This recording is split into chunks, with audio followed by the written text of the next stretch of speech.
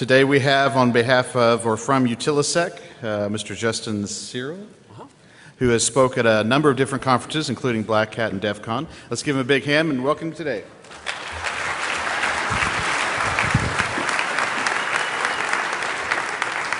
All right, how's everybody doing today? All right, good to hear, good to hear. Okay, so at Black Hat I did a 4-hour presentation, 4-hour workshop on this material. You guys get the condensed version of it, but I still have a lot of slides. So we are going to go through the slides. We're not going to hit all the points on the slides, but we are going to have them uploaded to the Defcon site, so you do have availability to all the content. Okay, so first off, I am a managing partner for an organization called Utilisec, and we specialize in security services for electric utility companies. We provide penetration testing services, secure architecture design, and other types of services, including trying to represent the utilities and their interest in a lot of the standards that are out there, trying to build in security in some of the standards. In fact, some of the groups that we've worked in, we currently lead and facilitate, one of our managing partners leads and facilitates the NERC CIPs. That's Joe Bucciero. We also lead many of the different groups that the electric utilities have put together to try to build security or try to generate industry awareness in security issues that we have inside of the smart grid. So the purpose of this talk, a lot of times we hear a lot of different talks, Black Hat, Defcon, ShmooCon, TorCon, of different types of things in the smart grid. We have a lot of good research going on, a lot of good researchers that are doing a lot of good in this industry. We also have a lot of talks that are smart grid talks that are simply there to try to generate a lot of the hype.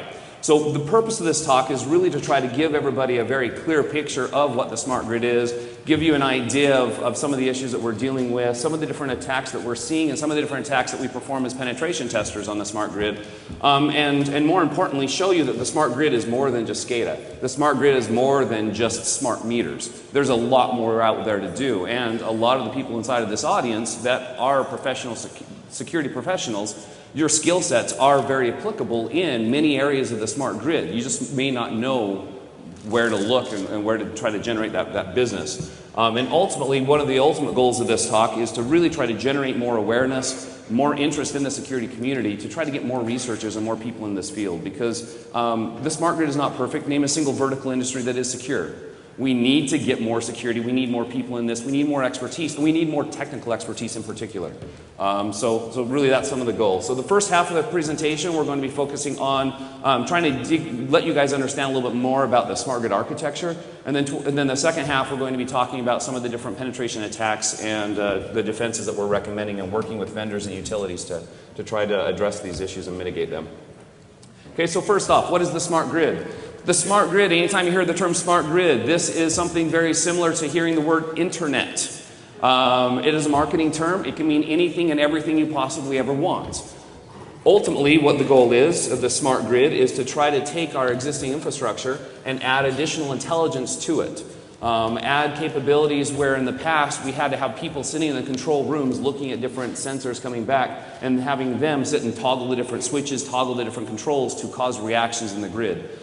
With this smart grid, we're trying to add more infrastructure to be able to give us a better view of what's really happening in the grid, a better view of what's happening at the homes of each one of you consuming power, instead of being able to see once a month how much consumption you have, be able to see within a 15-minute interval of how much energy you're consuming. And hopefully this is going to be something to benefit the rest of the community as well. I don't know about you, but I personally want to know exactly how much power I'm using in 15-minute intervals in my house, because I can do a lot of really cool things for my own self for that. Of course, attackers can do a lot of cool things with that as well. But ultimately, that's the goal. We try to do the same exact thing with the technologies out in the substations themselves. So this is, if you look at this diagram goes through and shows you the different elements or different major domains in the smart grid. So we see the ones across the top. We have the markets, we have the operations and the service providers. These are a lot of the organizations and the companies that are kind of the glue holding the different processes together. Then if you look on the very bottom, we see that dotted yellow line across those 4 clouds on the bottom. This is the dotted yellow line represents the energy that's flowing from the bulk generation plant to our homes. Okay, all the blue lines are communication lines. So we have a lot of different types of communications between these different entities and these different domains. So this is basically the same exact diagram This is showing you just more information and more of the devices. These are the actual systems that you're going to see inside of a lot of the utility companies that are out there in their back offices. So this is all color-coded. If you look at the yellow part, this is the operations. This is what most of your electric utility companies are doing. Each one of those boxes are a lot of the main control centers. These are some of the major systems that they have to control your power and to monitor your power.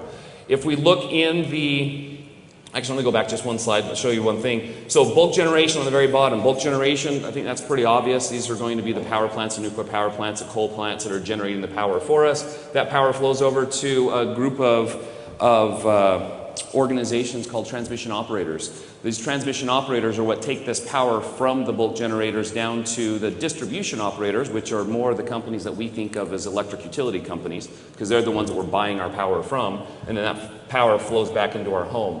So the transmission operators and the distribution operators, for the most part, they're very distinct. There are several different organizations and utility companies that act as both. But when we look at this diagram, we see the transmission operators in the upper left-hand corner. These are the transmission field devices, the devices that are on those big giant steel poles with the big power lines that we see crossing state borders.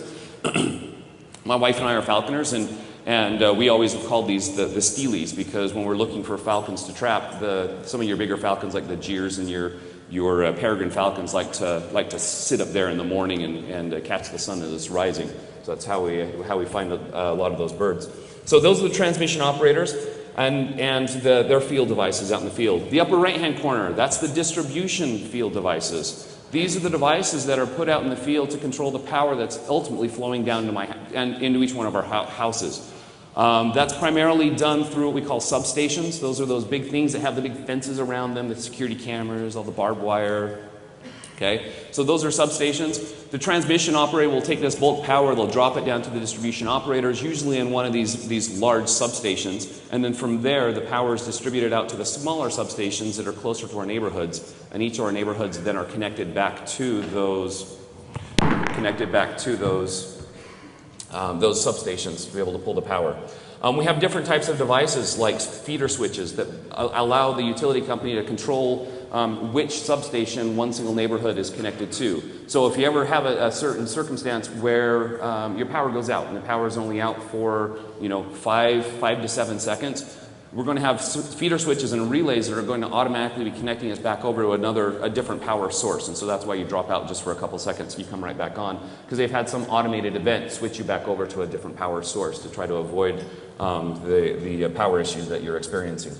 Now if we look on the very bottom, the things that are probably more interest to a lot of you are going to be the devices in our home and the lines and the communications between our home and the electric utility companies. That's the bottom right-hand corner with all the green. So these are the smart meters that are inside of our homes, and the other devices that we ourselves bring, some of our home automation devices, those that have electric vehicles. How many people have electric vehicles in this room, out of curiosity?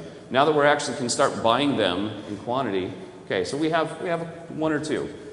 So now we can start buying them. We're going to start seeing more of them.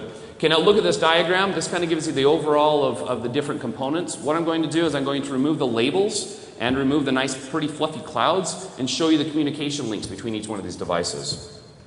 Okay, this is what we lovingly call the spaghetti diagram. Okay, this is a diagram that I created for, I should say Darren Highfield, one of my partners, and myself. The two of us created this diagram for NIST in an interagency report that we released last summer. So if you go back and check out this NIST report, you can see the reference on the very bottom for those that are interested in seeing it, 7628. This document is about, 700 pages in length. Comes up in 3 different volumes. There's a lot of good information. If you're interested in learning more about some of the issues, some of the more details, some of the concerns, some of the security architectures and security controls that we're recommending at a high level, we realize that this is high level, this doesn't go into a great amount of detail. That's a great document to be able to get that information from. Okay, now what I'm going to do is, you see this overall architecture and the communication links. I'm going to point out the different areas that we hear all the buzzwords. Everybody has heard buzzwords like SCADA, right? Everybody's heard buzzwords smart grid, or smart meters. I'll show you exactly where each one of those different areas are. So first off, the SCADA. When we talk about SCADA, these are the types of devices that allow us to read sensor information from the field and be able to then make decisions on sensor information and send control signals back out to the field to cause reactions and changes in our real world environment. So you can see those blue sections in the upper right hand corner that are circled. Those are going to be the sensors in the different devices, IEDs, and other types of devices. Yes, IEDs does have another meaning inside of the smart grid. And RTUs, the devices that are controlling a lot of the devices out there, and the central brains that usually collect a lot of the sensor information and send it back. Okay, we're using SCADA protocols to send those back to what we call our back-end SCADA systems. So here, that one single yellow box that's circled is our distribution SCADA. In the smart grid, we have several different protocols that we use. Some of the earlier protocols like Modbus, serial communications across basic serial lines. Then as history went forward, we started taking that serial communication, packetizing it, throw it on TCP/IP streams or UDP streams, sending it back across the higher bandwidth lines back to the organization. And some of the newer protocols, DNP3 is probably one of the most commonly used SCADA protocol in the electric sector here in the United States. A lot of these protocols have very, very limited security, and it's something we're trying to address. We're trying to build new protocols to replace them. DNP3 being the most popular one, it's only been about 2 years ago that we even had even encryption capabilities inside of DNP3. And we are looking at replacing DNP3 with additional protocols that have much stronger security models. So that's distribution. Transmission SCADA is very similar as well. Of course, they have their own field devices out there. There's usually their own SCADA transmission SCADA server that's controlling a lot of those signals. And this, you can see that there are some communication links between the distribution and the transmission devices. And then we have, last but not least, the bulk generation. Generation plants, nuclear power plants, all those guys, yes, they have more infrastructure than what we show with this one single box. The reason why it's only one box is that was, for the most part, out of scope, other than the lines of communication between those bulk generation and the utilities themselves. It was out of scope for the work that we were doing for NIST. So that's why you only see that one box. But realize that there's a lot more technology and a lot more devices and communication links inside of the bulk generation. Okay, the next buzzword we want to talk about is the electric vehicles, or the PEVs. A lot of us that are bringing these back to our house, right now they're fairly simple in their communications modules. For the most part, when you get a PEV, you are going to be talking to your electric utility company, and they'll usually either issue you a second separate electric meter for your house that's specific towards your electric vehicle, because each one of these electric vehicles on average consume about the same amount of power to charge its batteries as your whole entire house uses. So there's a lot of power going on there. Each utilities are trying to find different ways and different strategies to try to deal with additional load inside of our infrastructure. So part of that's with separate meters. Sometimes they'll have you just plug into your normal links inside of your house, but then you usually end up getting charged more. Most utilities will give you a price break by having the separate meter in there. Right now, like I said, there's little to no communications. There's a lot of work going on with communications to be able to allow your PEV to communicate back to the electric utility vehicle. It'll be interesting to see whatever happens with this, but one of the initiatives and some of the vendors that are out there are trying to get to the point where the electric vehicle can self-identify itself. And when you plug power in or plug your vehicle into either your employer or your neighbor's house or some family member's house, a lot of people in the industry have this idea that they want to be able to track where your vehicle goes, and it still gets paid on your bill, no matter if you're plugging into your neighbor's house or your family's house or somewhere else. Of course, this becomes a security nightmare, trying to tie this together, especially when we start mixing up different electric utility companies. For most of us in the States, it's fairly easy. Each regional or each city or each town is tied to one single electric utility vendor. It's not quite as easy a case with those people down in that little state called Texas. They're a little bit different beast for most of us in the electric sector. Okay, the next area, synchrophasers. Synchrophasers is another technology. Now, for those of the people in the room, who understands the difference between a digital multimeter and an oscilloscope? Raise your hand. Okay, so right now, if you want to think about it, The way that in general, once again, this is oversimplification, but in general, the way that the electric utilities right now are controlling and measuring the power inside of the grid is more or less with a whole bunch of really smart digital multimeters that are in all the different substations that are taking readings on average about every 2 seconds to find out what's going on, how much power is being used, how much voltage is there, and all the other pertinent measurements that they need.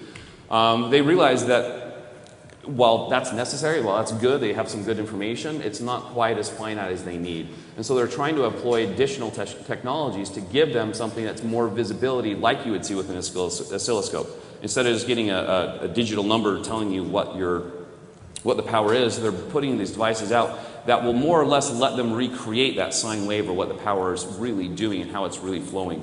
They actually call these with phasers, and they do phase angles to try to figure that out. These measurements, these synchrophasers are making readings of the power at minimal 30 times per second. At maximum, a lot of the vendors are doing up to about 120, and there are some discussions about pushing it all the way up to 240 times per second, in the future. But right now, I would say probably 30 to 60 seconds, or 30 to 60 times per second are what most of the utilities that are deploying these synchrophasers are trying to get to give them a little bit better idea on what the power looks like at one end, at one state to the other state across their whole domain. Because in general, that sine wave should be nearly identical across the whole entire grid. The United States is actually broken into 3 separate grids. We have the East, we have the West, and we have Texas. Like I said, they're kind of their own entity and their own beast, and they have a little bit different legal and political issues to deal with as well when it comes to power. So that's what the synchrophasers are. The synchrophasers are primarily being used by your transmission operators, the people that are actually pushing the power long distances. This information is also being sent back up to what we call regional coordinators. Regional coordinators are entities in the United States that try to work with the transmission operators and help the transmission operators, make sure that the power is balanced out, make sure that we have a nice stable grid. So there's about 15 different regional coordinators inside of the United States that help try to manage this power.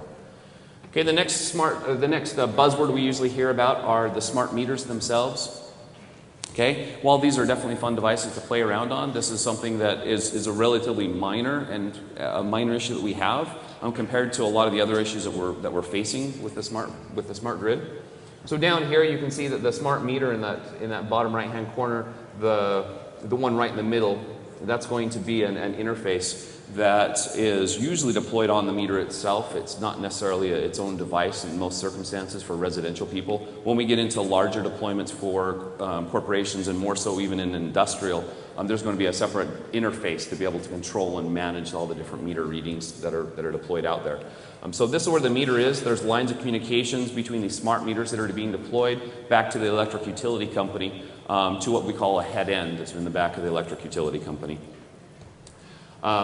With this infrastructure, traditionally, for most of the people inside of this room, most of you do not have the new smart meters on the sides of your house. If you're interested to find out what type of meters you have on the side of your house, just simply go out there, look to see who the manufacturer is, look to see what the model is. It's usually very visible right on the front of the meter. Punch that into Google and you can get spec sheets on any of these meters to tell you information about what capabilities it supports. A lot of you will be able to go to the meters and you'll find that information. You'll also see this little acronym that's ERT on the face of the meter. What ERT is this is a protocol that probably the majority of us inside of this room have inside of our meters. This is not the new smart meter technology. This is a one-way broadcast protocol that the meters will go through and protocol and about every 2 minutes what their data consumption is. So one way, there's no way to be able to use this communication protocol to talk back to the meter. And it's broadcast out using a 900 megahertz protocol. It does frequency hopping. It doesn't even do frequency hopping. It randomly chooses, when it comes up to its time, its allotment every 2 seconds, it randomly chooses one of 40 channels to broadcast that information on.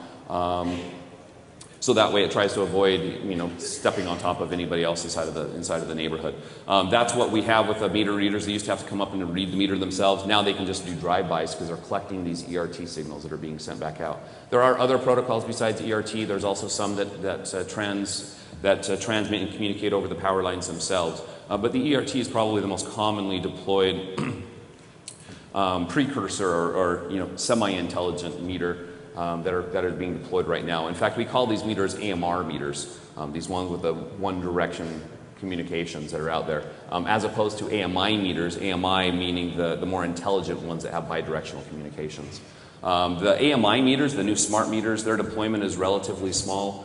Depending on the research that you see, you'll see that deployments anywhere from 10 to 25% across the U.S. Once again, there's a lot of debate on the exact number of those smart meters out there and exactly what's the difference between some of the smart meters and what are not some of the smart meters. So to dig a little bit deeper into the smart meters themselves, and that generates a lot of interest. And this in general, if we take all the detailed information out and abstract this to a generic architectural view, this is true for most of the field devices in general that we deploy in the smart grid. Just differences of protocols and the exact terms of the devices. But when we look at the AMI meters themselves and these smart meters, we see on that far left-hand side of this diagram the electric utility company themselves and all their back-end system that's reading this information. The very first device that's part of the AMI network, these servers that are purchased with the meters, are going to be these head ends. These head ends usually are protected by some type of a firewall or some type of perimeter that they set up before we get out to the field devices. Then of course we'll hit some routers, and the routers will then put it back out, for the most part, out to the ISPs and the telco companies that are connecting to them. Most of the meter data is going across cellular connections.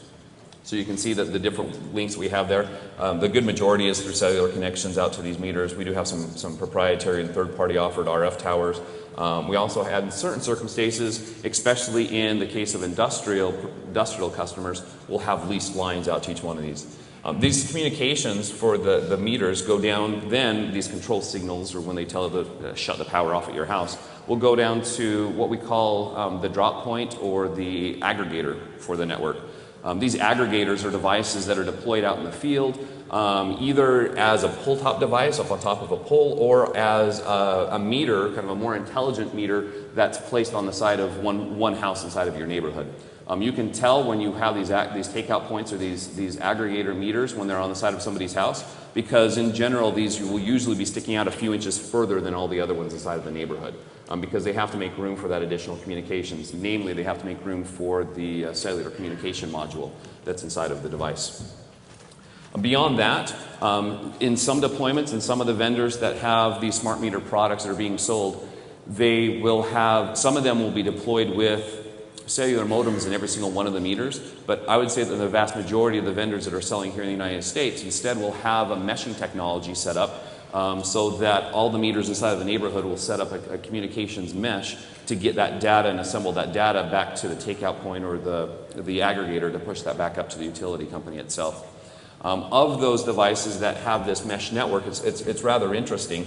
Every single one of the vendors that are out there, while they may be using meshing technology, and almost every single one of them is using a 900 megahertz frequency to do that meshing technology, every single one of the meshing technologies and frequency hopping patterns of those 900 megahertz spectrum communications is different.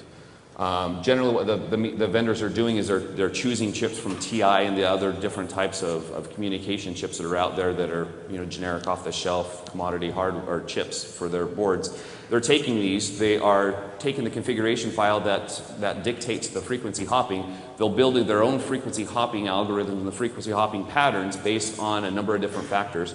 By changing the frequency hopping, they can change the amount of bandwidth and the amount of distance they can get out of some of the devices. So they'll tweak that to get the magic numbers that vendor is interested in.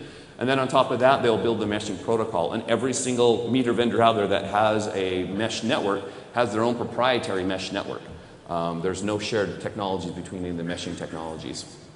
Above that meshing technology, we'll see a combination of vendors. I would say probably about 50% of them are using a standard protocol for meter communication called C1222. Each one of them, of those 50% that are using C1222, even their implementations are different. While they meet the specification to the letter, they don't necessarily meet it to the point where it's interoperable with anybody else because of a number of different factors. The other 50% of the vendors out there for communications, they're going to be using a TCP/IP connection, either IPv4 or IPv6, depending on the vendor, and then pushing either their own proprietary protocol across it, either raw C1219 tables, which is C1219 tables are how each of the meters actually store their data inside of the meters themselves. Or they are going to be using some standard protocols. They might be using some web services across it. There's not many vendors out there doing web services or XML data streams and exchanges on those meters, but there's a couple that are doing that here in the United States. Of this area of the mesh, when we think mesh, wireless mesh at 900 megahertz, most of us automatically think Zigbee, at least in the field. As I realized, or as I wanted to clarify, I did mention that every single vendor is using their own proprietary one. That means that nobody's using mesh for this meter-to-meter network neighborhood. Every single one uses a proprietary. The place where most of these devices are using Zigbee, which most of them do have Zigbee modules in them, are between the meter down to the devices inside of our house. Okay, so that's where the Zigbee communications come into play. And so if you get these slides later, you can go through and see some of the different protocols and dig a little bit more into it. If we look at the payloads that are being sent across, to give you a high-level idea of what happens in the type of communications that pass back and forth between these devices, I've gone through and listed out some of the different payloads. Notice that the first block of payloads primarily are communications between the meters themselves and the head end. The one below it, the 3 lines below it, at the very bottom of the slide, these are pass-through communications. So these are going to be the communications that come from the Zigbee network inside of our home area network, the devices inside of our house, passing back to the utility company. These will usually either be tunneled across the connection in some situations, or they will simply be data inside of some of the C1219 tables that are being passed with whatever communication protocols are there. The hand end will simply pull out that input from that table, pass it back on to whatever devices need it on the back end. For the most part, a lot of the utility companies aren't doing a lot of this pass-through communications yet. It's there for future use. Some of the goals that they have is with demand response programs.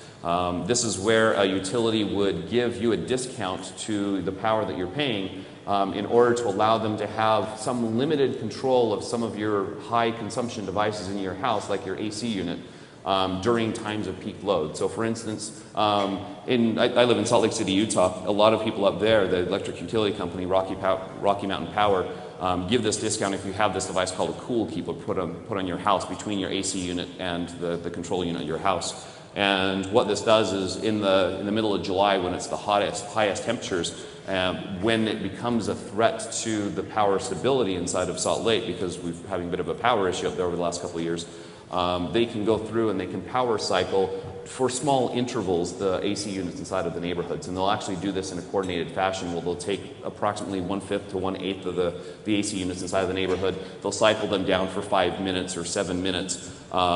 And then they'll go ahead and let them come back up, and then they'll cycle down the next fifth for that amount of time. So that way they're at least trying to decrease some of the load inside of the grid. And they've had a lot of success with doing this. And you know, as customers, we appreciate that to some degree, except for on the hottest days when they actually start turning the cycling on.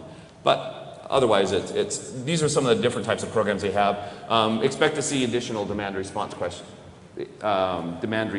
programs here in the future. On the meter communications themselves, we have some basics. Of course, we have the consumption data that's coming back to the head ends themselves. We have control signals to be able to turn off power at the house. Part of the reason why they have these communications in there is when people move out, it's always been a big problem, have people going and squatting inside of the houses and getting free power. So now when you call up and say, hey, I'm moving, can you go ahead and remove it from the bill? They can immediately just shut down power at your house. When you move in, you can call up and say, hey, can you re-enable power? They can do that while you're right on the phone with them. That one piece of functionality, that remote disconnect, is probably the greatest threat from a security perspective of these meters. I would say the other major threat from these meters themselves is realize that these meters are collecting information and sending them back to a controlling server on the back end. And anytime we have data passing, input data from a meter back to a controlling server on the back end, there isn't a chance for an attack there. I've never seen any good proof of concept code to be able to attack any of these head ends, but that still is a concern in my book and something that I think personally deserves a little bit more research that are out there. Seeing if you can take the few input fields that those head ends are accepting from the meters and seeing if you can get a buffer overflow or some other type of an attack to gain control of that head end, because ultimately that would give you the most control over these meters themselves. There are other attacks out there with vulnerabilities. If you can find the right combination of vulnerabilities, you might be able to get in and try to control some of the other meters remotely by building your own devices to build this to communicate on these mesh networks, or if you repurpose one of the meters and try to make it so it communicates on it. If you can get the right combination of vulnerabilities, you can do things and attack the meters remotely. The good thing is most of these meter manufacturers are on their 3rd and 4th generation products right now. If you go back and look at the 1st generation products, it was a huge nightmare and very, very much a possibility to be able to perform these types of attacks. With the current models right now, with these 3rd and 4th generation devices that are currently being deployed, it's a much harder attack surface to be able to find that right combination of vulnerabilities to attack that infrastructure. Most of them are doing a fairly decent job now with their security infrastructure and security architectures. Okay, so attacks and defenses. That gives you a little bit of idea of what the architecture looks like. So let's talk a little bit more about some of the attacks that we perform as penetration testers and some of the defenses. Okay, so this is an oversimplified chart. Realize this is not what a utility company really looks like. This is highly oversimplified. This just goes through to show that we have client-side attacks, server-side attacks, network attacks, just like any other industry. We do have that additional vector of network attacks in the field devices and the hardware attacks on these devices as well. So really fast, client-side attacks, it is a threat. Honestly, out of all the attacks that are out there inside of the smart grid, all the attacks that we can do to the meters on our homes, all the attacks we can do to the big iron products in the transmission operator substations that are out there, at the end of the day, these are the things that personally keep me up at night, the things that I'm most worried about. Because electric utility companies are just like any other organization out there. They have internet links, they have clients that are surfing the web, and while they're for the most part, they're control center technicians and control center operators, they don't have direct internet access on their workstation. They do have connectivity to services and different devices inside of the organization. So if an attacker comes in through the front door through a client-side attack, gets a presence inside of the organization, it's only a matter of time before he can get his way and work his way to the right workstations and the right subnets to be able to gain access to some of these servers. So that's what keeps me up at night. I personally think the day when we see the biggest incident from attackers that affect us from the smart grid, I personally think that the front doors, the launch of this attack is going to be coming through a client-side attacks. Okay, server-side attacks, nothing different here. Same vulnerabilities. Realize that all these control servers that I showed you, the ones that are controlling all the communications for the SCADA networks and for the AMI meters, this is commodity operating systems on commodity hardware. Okay, so the things that everybody in this room does for penetration testing of devices, your knowledge is directly applicable here for the server-side attacks. And just like any other industry, we have a lot of the controlling interfaces are moving from fat client type control interfaces and serial and terminal interfaces. They're moving to web-based interfaces as well. So things like cross-site request forgery immediately become problematic. And for those of you that do web pen testing, you know cross-site request forgery is out there in probably 95 to 98% of every single web interface you ever touch. So it's been a huge issue, and this is something that's a very valid attack angle for us. Okay, network attacks. In the network attacks, when we're looking at the field devices, inside the organization is just like anything else. Okay, most of the protocols, most of those devices that you saw in the earlier architecture diagrams that have communications, most of those are using web services and other types of very common protocols that we're used to dealing with. When we get to the field devices, we get a lot of proprietary one-off protocols, especially when we get to the substations, because for a lot of the devices that were deployed in the substations in the last 20 to 30 years, a lot of them were custom built for each one of those utilities, and so they're very, very customized proprietary languages. I mean, even when we have standard languages, like I told you, C1222 for the meters, each of the vendors are doing customizations of each one of those protocols as well. So when we look at network attacks, for the most part, when we do penetration tests, if we have enough time and enough budget, we will go through and try to reverse engineer into the proprietary protocols that are out there. But a lot of times, just like it always is the case when we do pen testing, there's always limited budgets to work with. And so we always want to at least do a very, very simple check of the network communication protocol for some basics. Some of the basics we're going to be checking for is going through and checking for the cryptography that they're using, checking for encryption, just trying to see if they actually have encryption enabled at all.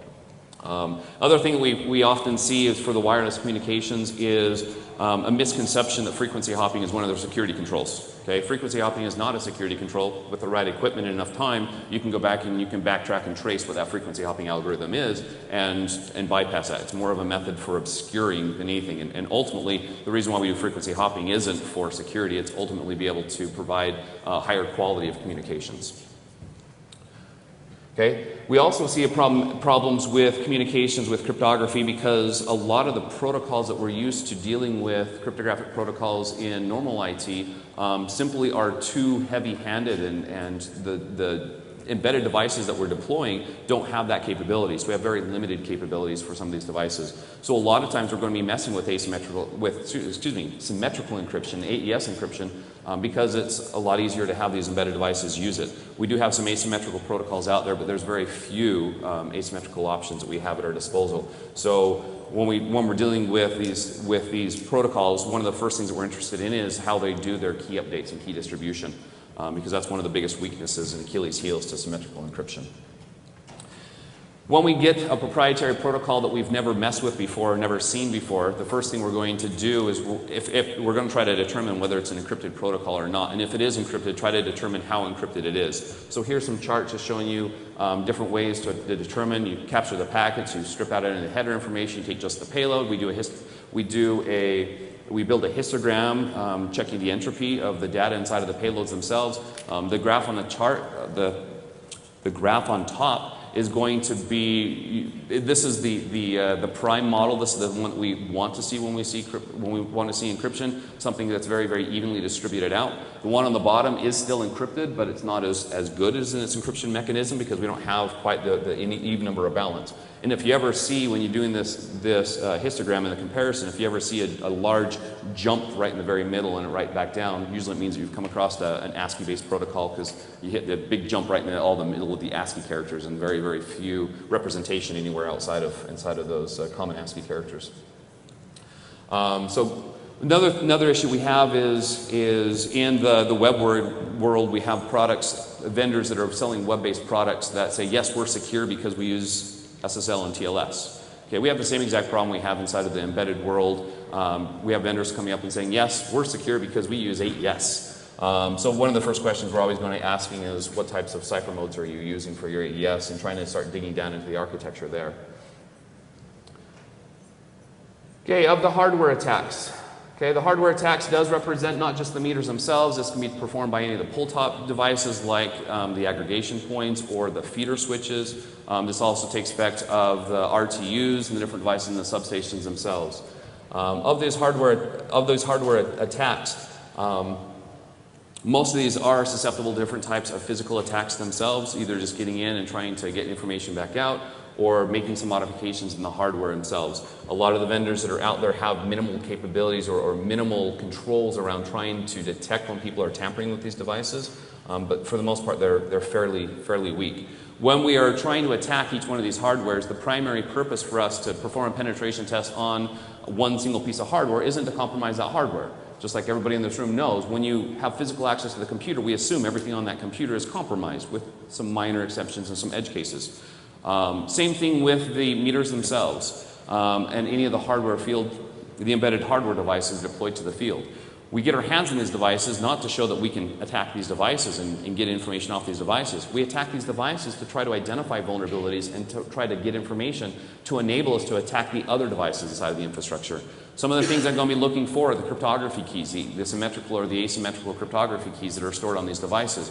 Because with access to this information, I can go through and I can attack the other devices inside the infrastructure, either directly. Let's say I can get the infrared password, because all the meters have that little infrared interface. That's a little round thing with the two little dots in it on the front of your meter. It's an infrared interface. If you can get the infrared interface, of course I can go through and just very quickly launch attacks to each one of the other meters inside of the neighborhood. But what I'm more interested in is getting the keys for the wireless mesh communication protocols, because if I can get the asymmetrical or the symmetrical keys for that, and I can find a vulnerability in the way that they've been implemented, I might be able to launch other types of attacks, like impersonating another meter or impersonating the head end and sending control signals down to the other meters from my device. Okay, another thing we have is with energy theft. of these meters. This is something we've had forever. It's not a new thing. Ever since they've had power, people have been stealing power from the meters themselves. There's a lot of information. Any of these terms, if you just punch them into Google, you'll be able to get some details, information about how people have done this in the past and some of the attacks. This is basic stuff, simply trying to steal power. That's not all that interesting to us, but it is kind of fun to talk about, especially when you see really cool pictures like this of people stealing power, piggybacking multiple meters together, ripping the meter out, just getting in and actually hardwiring communications back to one single meter, or usually outside of that one single meter, so it's not being read at all. We also have physical bypass. A lot of these devices are being tried to protect with different controls like locked cases and lock boxes on them, and fences and perimeters and security cameras and all these things. Of course, locks, we can pick the locks. Fences, we can climb the fences. Cameras, well, number one, if they have cameras. Number two, if they have cameras, do they actually monitor them? If they do monitor them, how long does it take to roll something out? If you get a good attack and you can actually replicate this attack and make it very easy to go through and launch, you can go to each of the different substations, launch your little attack, get back out within a 10-15 minute, at least give you some remote presence and wireless remote presence inside of that substation to be able to go through and continue your attack down the road. So these are things that we're trying to combat, some of the things that we're trying to address inside of the smart grid. When we're working with the hardware itself, I told you we're looking for keys in the hardware. We want to go into these keys and try to extract these keys out. Two methods that we use for extracting these keys out is either going through on these hardware devices and identifying where the data is stored at rest. So the EEPROMs, the RAM chips, the flash memory inside the chips, the onboard storage of the system on the chips and the microprocessors. Trying to gain access to those and dump the data back off of them. Another thing that we'll do is we'll go in and identify communications between the microprocessor and other keys like the wireless, or other chips on the board like the wireless board, and we'll jump in and we'll sniff the bus communications off those devices, trying to find those key exchanges. This is something that we'll occasionally find is in order to set up the encryption, if a lot of the encryption is being done by the microprocessor and the RF chip itself is just a very, very dumb chip building the median for it to communicate on, we might not be able to get any data off because the data is already becoming encrypted. But if that RF chip has more intelligence and is doing the encryption itself, quite often the data is being passed plain text in a serial link across that bus to the chip, and quite often that key is also being sent clear text over that chip as well, because the key is usually stored on the microprocessor itself. So if we can capture that key back off, we can get access to the cryptography keys for the communications channel. So these are just some pictures of going in, showing you how we jump in on some of the different devices, connect different wires to it. Using syringes, that one thing on the left-hand side, that's a big syringe that we use. It makes it very easy to use a syringe to go in and get some of the small surface-mounted pins that are on the devices themselves. Occasionally we have to go through and make some minor modifications to try to get chips out of the way from interfering with our communications and try to stop the attacks that we're doing. We avoid this when possible. It's not always possible. Here's just a little screenshot of us going through and dumping out the contents of an EEPROM, usually using either the I2C or the SPI communication buses on these chips themselves. So basically bypass the microprocessors, get our own hardware and straight into that EEPROM or the flash module and dump the contents out. Here's an example of bus snooping. Identify the bus, jump in between the two chips that we're trying to get the captured information from and capturing that information so we can go back and do analysis later. Once we capture that information, we have to identify the information that we want out of the side of this dump, because a lot of times these dumps are very, very cryptic. Two different ways to do this. If we have symmetrical encryption keys, we do attacks very similar to the attacks that they did with the Blu-ray discs, where we systematically go through and take the exact length of the key that we know that they're using, and we systematically step through the memory dump until we find a key that successfully decrypts whatever traffic we're trying to decrypt.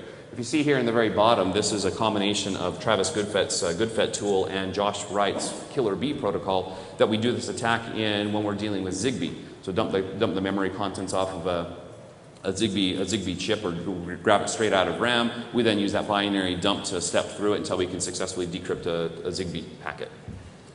Asymmetrical is even easier. Asymmetrical keys are pseudo-randomly generated. Okay, so all we do is we go through and do an entropy analysis of the dump we have, and as long as the rest of the data on the device is not encrypted, you can very easily decide exactly where that asymmetrical key is. So you see that one spike right in the middle, that was the asymmetrical key inside of this dump. So they're fairly easy to identify. Once we go through and we have this information, once again, the goal is to try to leverage this for other purposes. Some of the defenses we're recommending for the utilities is try to use system on a chip as one of the best defenses they have, as well as try to limit the cryptographic keys that they're deploying out to the other devices. Another item that we're going to be using or looking for besides the key itself is the firmware. Because with the keys, while we can get the keys is all great, fine, and dandy, if we can get the firmware itself, the firmware gives us capability and greater insight to these devices, and you can go through and use these or binary decompilation and go through and analyze the binary itself or do source code review on the device. Those are two different options if you have a copy of the source code. If you are going to be doing binary analysis on the flash, it does become a little more problematic than most of you doing binary analysis on common everyday computers, because each one of these embedded devices has different microprocessors with different instruction sets. So you quite often will have to go through and build decompilers to try to simply gain access to the instructions in the first place. So that's a huge obstacle that we come across. And for those that like writing decompilers, we could definitely use a lot more of them out there for the embedded chip space. So great, huge opportunity for you to get into. Other than that, for conclusion, yes, the smart grid's out there. The smart grid does have security issues out there. No industry is perfect. But at the end of the day, I think we're moving forward and we have a lot of people looking at these devices and we can always use more. For those that are running security shops out there and providing security services, realize that there's a huge potential inside of the smart grid with working with the vendors of the smart grid as well as the utility companies that are buying these products. Your skills are directly applicable in many of the different areas, and for those that want to learn new skills, there's a lot of new skills out there you can pick up with some of the hardware hacking techniques and some of the proprietary networking protocols that are out there. So a lot of good information out there. If you want more information, you can go through and check out a couple different resources. Throughout the slide deck, I try to give resources wherever I possibly could. If you want more information about some of the attacks specific, my previous employer in Guardians, they do have on their website an attack methodology that goes a little bit more into detail about some of the hardware attacks that are out there. That's a great source. Of course, I did mention the NIST interagency report that was released last summer. You can go through and grab that. The URL's up there. And then also, if you go to Smart Gridopedia, it's a great place to get information. And specifically on Smart Gridopedia, there is ASAP-SG, one of the work groups that I've been working on for the last 2 years. All the products that we create and all the documents that we create to try to help the utility secure their infrastructure, we post publicly on this website. You can gain access to any of these and get information about any of the specific domains that I've spoken about today. Other than that, thank you very much. I will go ahead and take questions in Q&A, but thank you. It's been good.